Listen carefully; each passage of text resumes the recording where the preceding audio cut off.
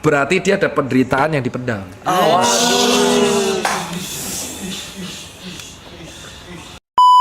Itu contoh Xavier Bias.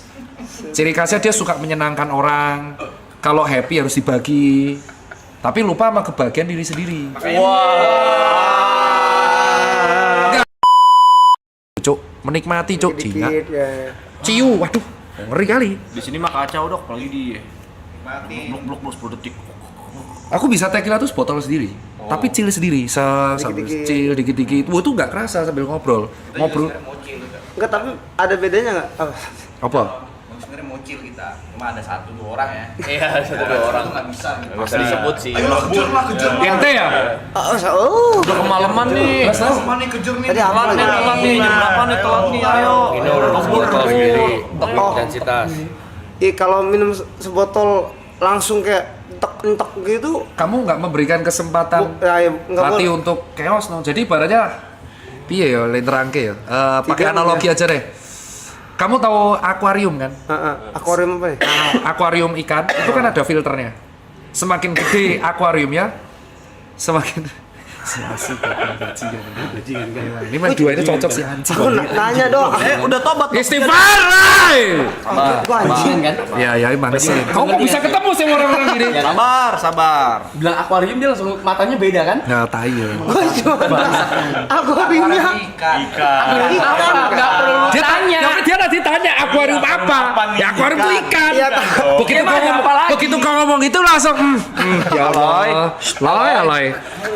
Gua tahu otak lu. Iya.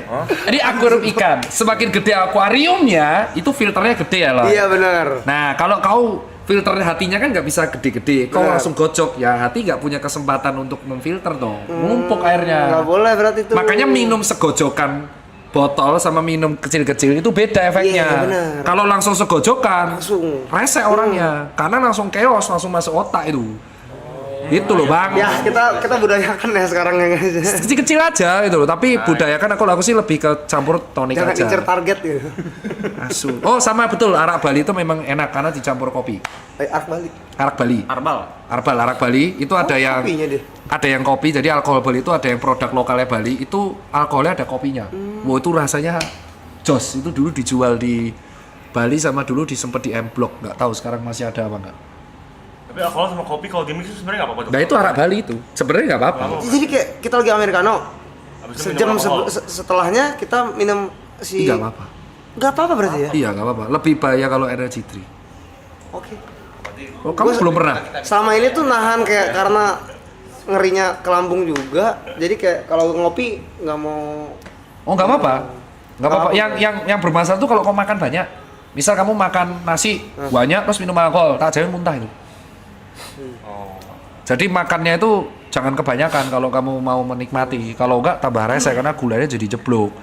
Itu tapi ya paling baik ya dikurangi. Iya. Kalau punya uang ya beli alkohol yang agak mahal. Nah, pembeda alkohol mahal sama murah itu distilasinya. Semakin mahal tuh semakin enak di tenggorokan. Thank you. Jadi kalau ada orang open table terus dia ngasih kamu alkohol yang sangat mahal, Iya. orang ini berarti memang bener pure mau traktir. Tapi kalau traktir kasihnya alkohol murah ya non sewu, itu di tenggorokan sakit bro. Pedes dok, pedes. Kamu Nah, kalau Dok. traktir mahal ya? Mahal. Apa yang termahal apa? Oh mahal banyak deh masalahnya. Pernah habis berapa deh gitu? Bener ya? Dok, kalau misalnya itu fakta atau mitos, minum atau makan mentega sebelum minum itu jadi susah mabuk, benar atau tidak? Masuk cuk, mitos sih cuk.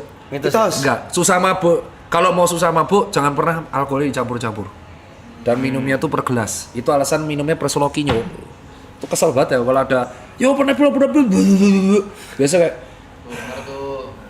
dinikmati bos ya. Persloki pun nikmatin kan? Iya, karena itu akan membuat kamu lebih gini. Kamu tahu gak sih kenapa alkohol dicampur sama musik? Karena kan BPM-nya diatur. Iya. Kalau tiba-tiba kamu digojok, jantungmu udah 160 BPM, si DJ-nya tuh baru mulai coy. Kamu udah resek nyari gara-gara. Kesenggol. Apa kau? Nah, apa kau lihat? Oh gitu. Kau kan ini kan kau Iya DJ dong. kan.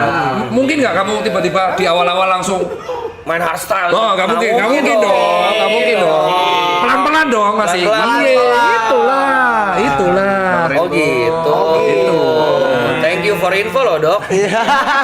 Semuanya jadi make sense dong. Maksudnya kenapa nih? Enggak. Ya semua jadi clear aja, kelihatan aja, jelas gitu. Jelas. Oke. Jadi kenapa kok mereka tahu aku enggak ya? Thank you ya dok ya. Oh. Ada di sebelah kiri dokter. Maunya ngebut. Tapi dia maunya ngebut. kenapa Mau yang sih? ngejer. Ya itu banyak masalah itu. Nggak ada bedanya. Orang yang alkoholik kalau masalah dia langsung pengennya itu sebotol. Karena dengan sebotol dia langsung nggak sadar. Jadi alter egonya keluar.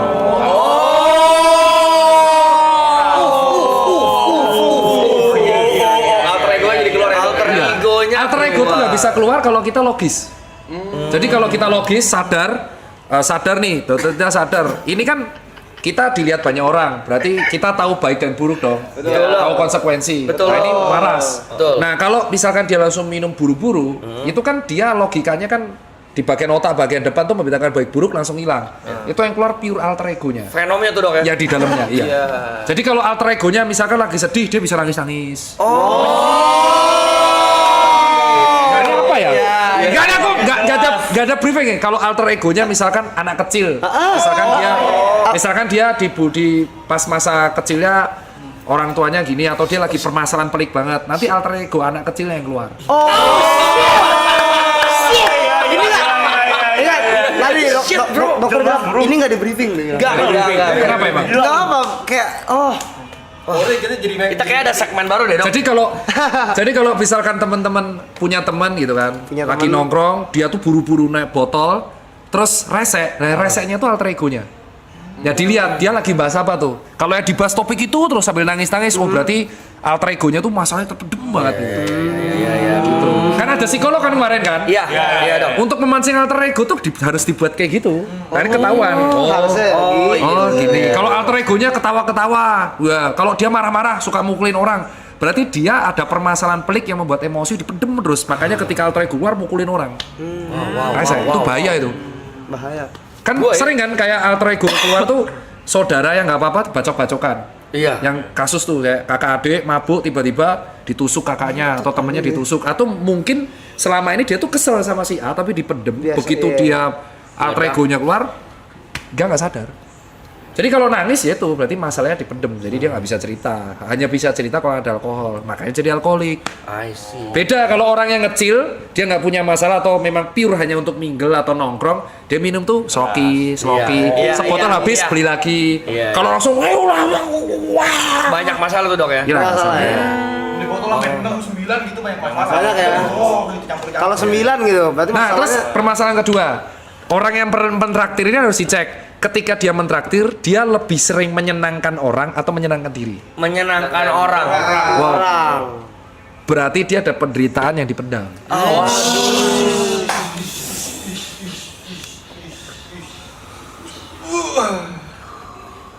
Kenapa itu? Gak apa-apa sih dok. Gak apa, Dok. Ya, ini segmen baru ya. Iya. Dot ya. Dok, thank you dokter Tita. Hashtagnya Now I Know. itu soalnya khusus. Jadi pada orang yang punya banyak masalah dipendam, dia tuh namanya kalau kamu pernah baca, teman-teman netizen baca namanya savior bias. Server bias. Savior Savior. penyelamat. Jadi Ah, dia tuh merasa karena dia tuh sudah punya, dia merasa harus menyelamatkan sekelilingnya. Oke. Itu kalau di pertemanan agak dangerous karena kebahagiaannya dia, validasinya dia itu adalah menyelamatkan kawannya. Dan dia merasa caranya dia itu yang paling cocok buat kawannya. Terus kawannya jadi annoying. Lah, ini hidup gua kenapa lu ngatur-ngatur? Ya kalau lu nggak gini lu nggak akan survive coy. Tujuanku tuh baik biar lu hidup lu survive. Nah, itu contoh savior bias. Ciri khasnya dia suka menyenangkan orang. Kalau happy harus dibagi. Tapi lupa sama kebahagiaan diri sendiri. Enggak, karena dulu aku gitu. Jadi Gimana sembuhnya tuh dok? sembuhnya tuh ketika punya hobi dikasih waktu momen sendiri. Momenku sendiri itu pas sepedaan jarak jauh sama lari. Jadi aku tanpa headset bisa tahu diriku tuh kayak apa. Kalau kita tidak pernah ada momen sendiri, wah itu bisa gila pak suatu saat. Bisa gila. Worst case-nya itu bisa depresi tapi yang berat. sekali kena masalah berat.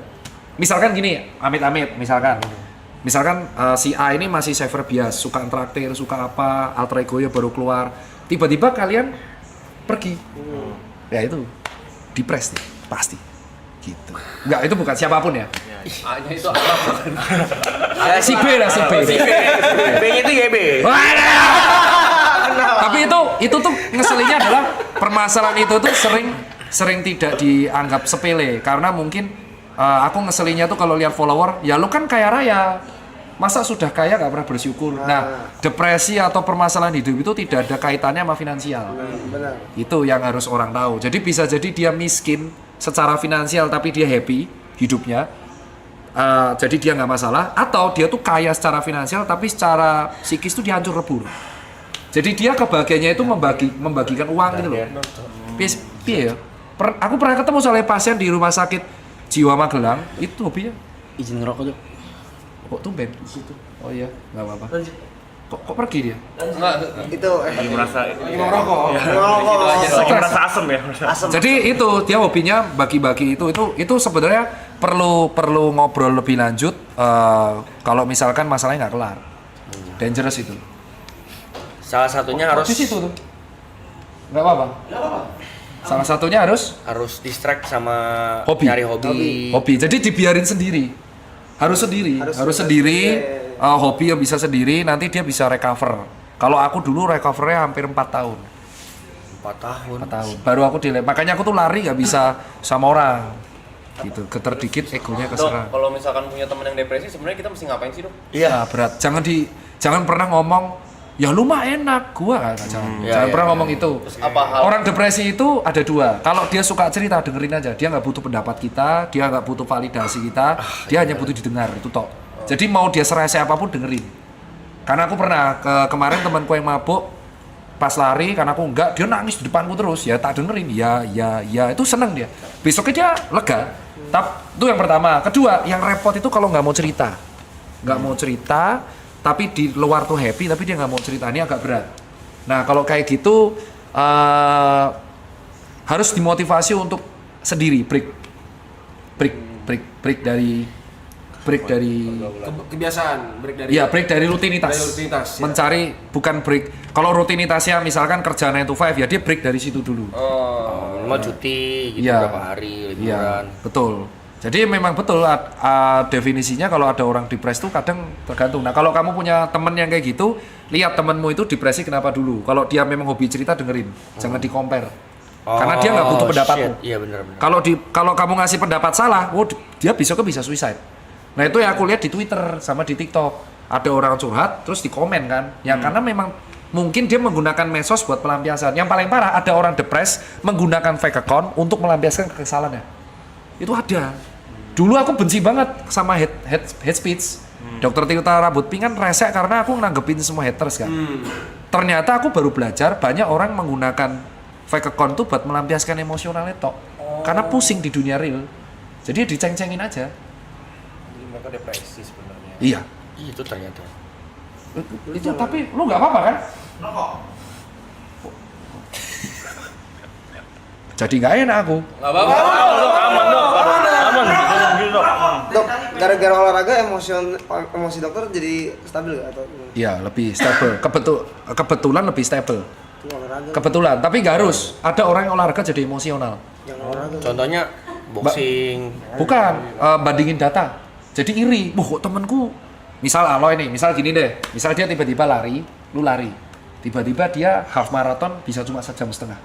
Padahal nggak pernah latihan. Iri dong. Iya. Anjing kok bisa ya Aloy. Nah, itu yang ngebuat stres. Ada orang kayak gitu. Oh, kompe. Kompe. Jadi pertemanannya nyaman, pas lagi lari atau sepedaan malah jadi toksik. Pecah berantem. Oh. Karena kita nggak tahu loh ada bakat atau apapun. Contoh nih, si Arab kan genetiknya tiba-tiba bagus semua. Nah itu kan tiba-tiba kalau dia nge-gym tiba-tiba gampang jadi six pack, terus kita 2 tahun nggak jadi, orang tuh pasti iri. Netizen contohnya, wah ini steroid nih, ya itu contohnya. Toksik. Jadi nggak selalu. Kebetulan dia aku olahraga. Kalau di kamu musik ya nggak apa-apa. Ada yang temanku musik, jadi diem di dalam rumah tuh cuman dengerin apa itu turntable ya. Terus dengerin 2 jam, udah gini doang. Terus baru keluar damai lagi. Nggak harus olahraga juga. Apa ya? Nggak apa-apa kan? Lagi dengerin kan dari tadi lu. Dok, aku penasaran soal begadang dok. Katanya organ itu ada jam kerjanya sendiri ya dan nggak bisa digantiin ya. Sebenarnya organ tuh berfungsi 24 jam. Cuman pas malam itu aktivitasnya yang berkurang itu jantung, pencernaan, otak tuh dia menurun sampai separuh. Tujuannya biar rehat. Waktu malam. Ya, hanya waktu malam karena di malam itu kita ada hormon melatonin untuk membedakan malam atau siang. Oh, ada hormon melatonin. Cuman bukan berarti karena kalau di malam kalau kita tidur siang kita nggak recovery, kita recovery, cuman nggak semaksimal malam. Makanya begadang ada jatahnya. Makanya kalau ada orang kemarin yang jaga malam terus kayak karyawan pabrik, musisi, petugas palang kereta, dokter tuh nggak bisa dicegah. Setidaknya mereka kan tahu. Makanya kalau pas begadang ya protein aja. Jadi aku selalu bilang temanku yang DJ biasanya beberapa yang kerja di Zodiac ya, karena kan dulu aku sering ke sana. Aku selalu bilang setidaknya pas kamu kerja jangan minum. Kamu minum pas jangan kerja.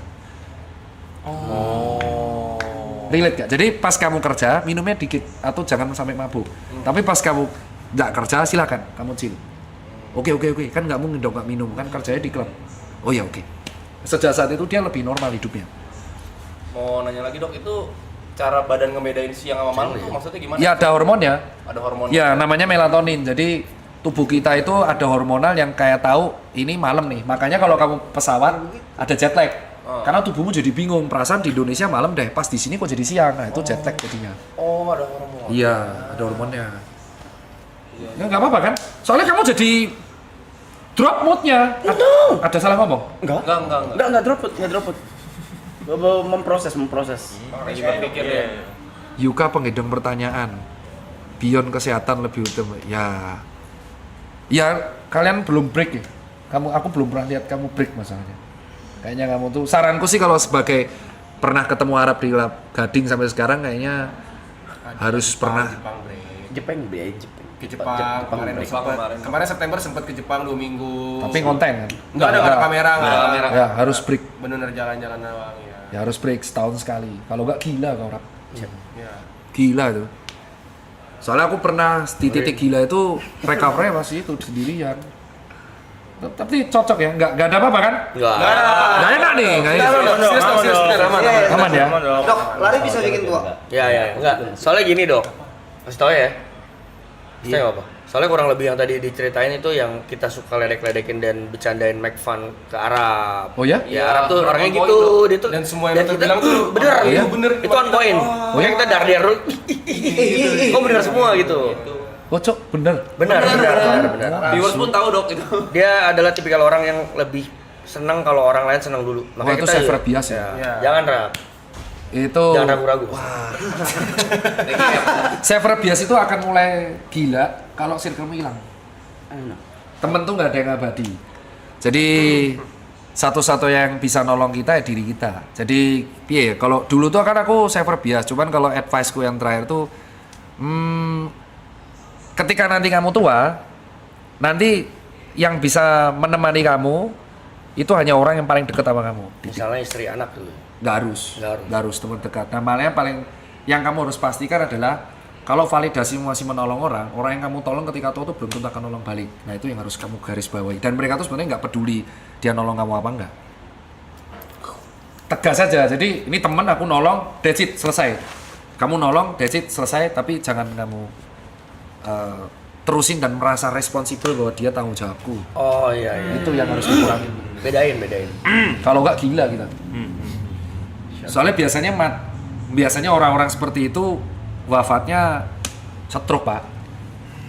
Karena kebanyakan mikir, penyempitan pembuluh darah brer. Setua ya kita, ganem ya. 37. Iya aku 34 ya. Pola pikirnya udah beda ya.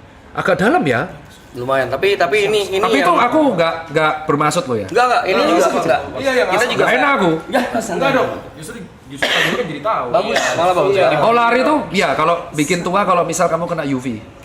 Makanya sunscreen tuh penting. Sinar. Oh, Nggak hanya lari. ya. Misal kamu motoran. Lupa. Gue pertanyaan lupa. Asu, kepil koplo kamu. Enggak, tiba-tiba langsung kita kan bingung. Ini orang-orang yang ikut sabung ayam nih kayaknya. Emang dia mah udah paling keterlaluan dok, kacau. Wah, kok provokator kamu? Enggak beneran, bego dia. Oh, mukanya tuh kayak Darwin Nunes, Cok. Bajila. Nunes. Sorry. MU dok, jangan di Liverpool dok. Sorry. Jadi orang yang senang sinar matahari itu Iya. cepet tua. Makanya sebenarnya buat cowok-cowok yang tuh investasimu terbaik adalah beli sunscreen. Itu yang ngebuat tua itu adalah karena dia lari kena sinar matahari terus jarang makan protein, kulitnya jadi Bukan karena bukan ya berarti. enggak karena matahari. Kayak gini ya. Kau naik motor terus juga Oh iya juga sih. iya kena kelihatan tua. Makanya pakai sunscreen kalau enggak Masker. Covid tuh. Enggak, di motor pakai masker, full face, sarung tangan. Ini lucu nih biasanya dok, lucu nih. Enggak, beneran. Lucu nih, biasanya lucu nih. Enggak ada yang lawak. Enggak ada yang lawak. Biasanya patah nih. Enggak ada yang lawak. Iya, ibotnya mau yang Nunes ya dipikir-pikir. Ora. Coba kau bandingin ibot nih Nunes mirip itu. Nunes, kagak ada. Mirip ya? Garnacho. Kalau kau sedih aku minta maaf loh, nggak ada maksud loh. Bukan sedih, Tapi, bener semua aja. oh ya? Kamu tuh sama ini nggak ada teman cerita loh? Ada kan temanmu banyak tuh? Ada cerita. Ngapain cerita? Wah, itu berat sih. Dipendem dong, Pak. Ya, jadi pendem. Dipendem. Nah, that's why tadi yang ngomongin alter ego ketika mabuk itu dia keluarnya pada saat itu dong. Kalau dia mabuk banget, dia ada 3 mode. Mode dia yang kayak anak kecil, mode yang dia nangis, mode yang marah-marah itu semua tadi ada semua tuh. Yang dokter bilang semua ada tuh. Makanya tadi kita tuh bener gitu. Bener. Iya. Iya. Soalnya kalau kamu minumnya sedikit-sedikit, itu kompensasinya bagus karena dibuang. Tapi kalau langsung dread, wah itu udah yang ngatur emosional, ESQ lah. Jadi kecerdasan emosional, pure emosional yang ngatur semua. Kalau dia lagi remuk, ya terego yang anak kecil yang keluar. Udah nggak ada rasional yang Nggak ada. keluar. Jadi kalau kamu lihat, misalkan di klub sering berantem, ya alter egonya kayak gitu. Dia ada kemarahan, jadi pendem aja mukulin orang, harus lega. Itu yang berat. Nah, saranku satu, berdamai sama masa lalu, kalau belum kelarin. Itu tips. Kalau belum kelarin. Karena masa lalu yang nggak kelar, itu akan menghantui di masa depan. Terus. Nah, caranya menentukan kelar apa enggak, hanya dia yang bisa nentuin kelar apa enggak. Cuman kita nggak bisa ngubah. Kita tuh nggak bisa ngubah masa lalu. Semua manusia punya aib dong. Nggak mungkin manusia 100%. Ini terjadilah ya. Ya terjadilah, cuman harus kelar. Kalau masa lalu ini aib, harus kelar dulu. Setidaknya kelar jadi tidak mengganggu di masa depan. Apapun itu, entah itu pribadi, keluarga, asmara, kerjaan, apapun yang menurutmu tuh ganggu banget. Cuman kita harus tahu bahwa semua manusia tuh punya aib. Nah ini yang sebenarnya netizen itu standarnya terlalu tinggi. Netizen tuh nganggep semua figur di Indonesia itu harus gak punya aib. Semua orang tuh punya aib, punya masa lalu kelam. Gak mungkin dia perfect. Mentang-mentang followernya banyak, wah orang ini perfect nih. Jadi figur perfect gak akan bisa coy. Gak akan. Lu follow dia, artinya lu tahu segala keburukan dan kebaikannya. Nah itu jangan dijadiin beban. Buat kau, karena followermu gede banget cuk. Aloy HIV. Seorang atas